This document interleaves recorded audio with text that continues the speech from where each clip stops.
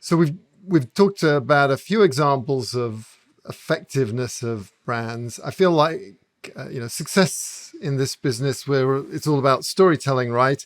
And Right. I realized that I've not done a very good job of structuring this story because we need to structure the problem and the the challenge and the existential threat Right. before guiding people to the solution. I do want to talk about what IoT entrepreneurs and solution designers, someone working in a big company, can do with branding to sell their idea. But let's take a step back and just give ourselves as an IoT industry a report card, and let's talk about what the consequences are of the current state of or the worst of branding.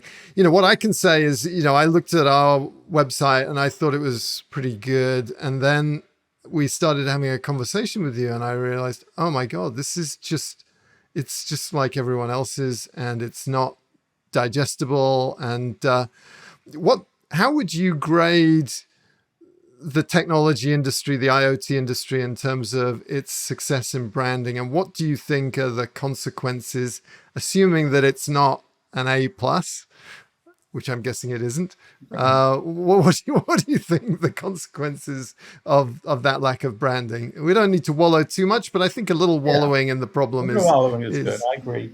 So, I think the challenge for anybody in the IoT space is the equilibrium between talking about the moment being here, this epic transformational moment as physical and digital converge, as you said, which is really exciting, but universally applicable across anybody in the IoT space, or maybe anybody in NFTs for that matter, which is digital and physical combined. So, sort of the equilibrium between celebrating this moment and then finding your place in that moment that's differentiated. And I think in general, that is the art and the most difficult challenge of B2B branding, technical B2B, technology B2B branding, which is you have to find that sort of golden middle.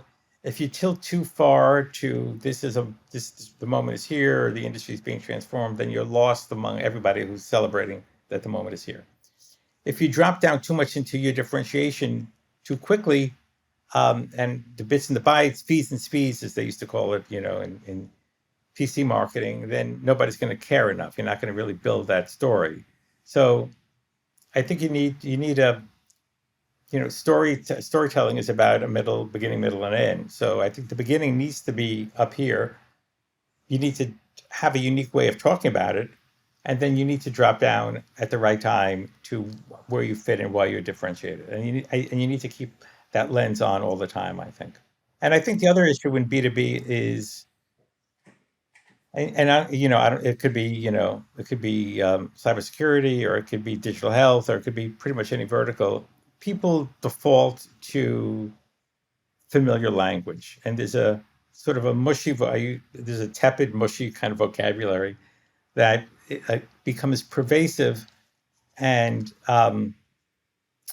what happens is that you need, and this is the advice part, you need a CEO or head of marketing who is courageous enough to not just default to the comfortable.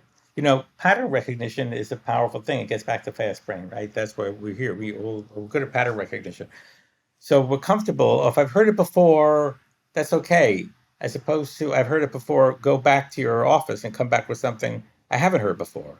That doesn't happen enough. And that's why oftentimes in the marketing world, we do a test where we take the logo off and we just put all the claims together on one PowerPoint slide and say to even to the somebody who runs the company or runs marketing, which is you and which is your competitor. Half the time they can't tell the difference.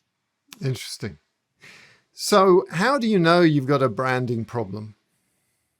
I would say if you fail that test they just described, which is if your language is interchangeable. I think if you don't clearly have a narrative that speaks to a higher mission of the company than just putting the physical and the digital together, like what are you trying to solve in the world, is one of the things we talked about in terms of the impact on the economy. Um, if you're not solving something that really is monumental um, and important, you have a branding problem because you're stuck in your own features and functions. You have to the brand has to find a way to take what otherwise would be features and functions that are fine and make them even more meaningful. That's how you know you've got a successful brand.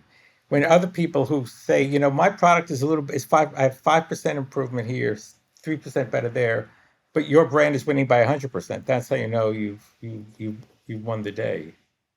Yeah.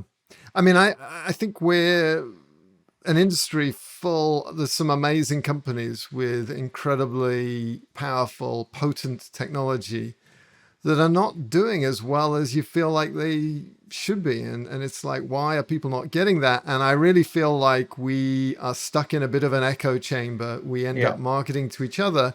And yeah, to cross the chasm, we need the CEO or the CTO, who's got a million things on her or his mind, to make it simple. And we need to be kind of like ERP. ERP is not a particularly sexy brand, but everyone accepts you need an ERP. You need an accounting system. You're not asked to do right, all the things that we're asked because it's just generally accepted. exactly. So where do you think the industry is in terms of the challenge? Is it that the technology is not being implemented fast enough?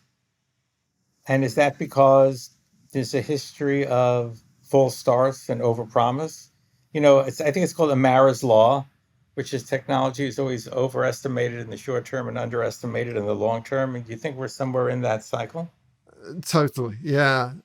I mean, uh, Apple injected a tiny smidgen of branding pixie dust into this when they came up with the iBeacon, and it wasn't much. It was just a Right, footnote on a slide, right, and hundreds of millions of dollars of venture capital poured into the business as a result of that tiny bit of branding, right, because Bluetooth beacons indoor positioning existed before that, but it right, was like, oh, okay, yeah, I'm head of merchandising. I need iBeacon in the store. What is it? Just go and right, do it. Don't care. Just do it.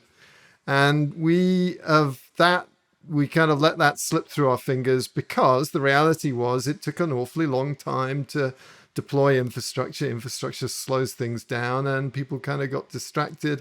And so right. we never got the benefits that come from people actually finishing off what they started. So we've been left with a slow wander towards this space, and I think there's great room for optimism because Apple are back again. Now we've got the AirTag, which is Right. telling us, oh yeah, you don't want to lose things, you want to find things, and so that's Yeah, but probably AirTag good. was basically their version of Tile, which had been around for what, 7 years, 8 years.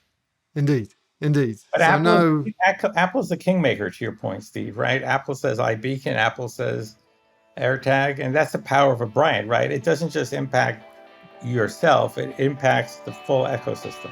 Thanks for watching this clip from the Mr. Beacon podcast here on YouTube. You can listen to the rest of this episode on iTunes, Spotify, or wherever you get your podcasts. If you enjoyed it, please like and share this video, and be sure to subscribe for more weekly videos. For more information about Wiliot and IoT Pixels, head on over to wiliot.com.